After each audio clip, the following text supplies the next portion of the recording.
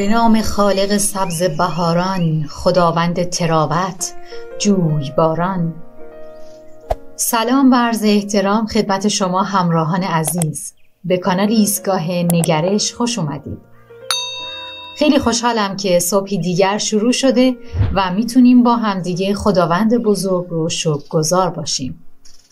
آماده هستین تا یک شکرگزاری عالی رو تجربه کنیم؟ بسم الله الرحمن الرحیم. ای همراه لحظه هایم و ای بینای پیدا و پنهانم، روزهاست که بغضی گلویم را می فشارد و می دانم که تو درمان منی.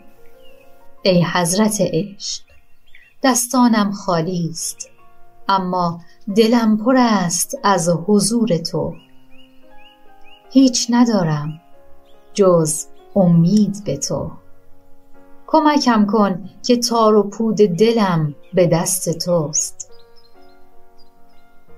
تو را به حق نامت قسم می دهم ای آنکه عطایش چشمگیر است، ای آنکه کارش چشم نواز است، ای آنکه نوازشش پایدار است، ای آنکه نیکیش دیرینه است، ای آنکه وعده‌اش راست است.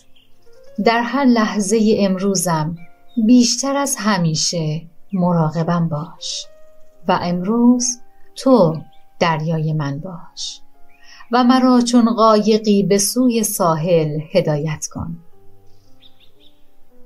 روزی پر از خیر و برکت برای شما عزیزان آرزو می‌کنم.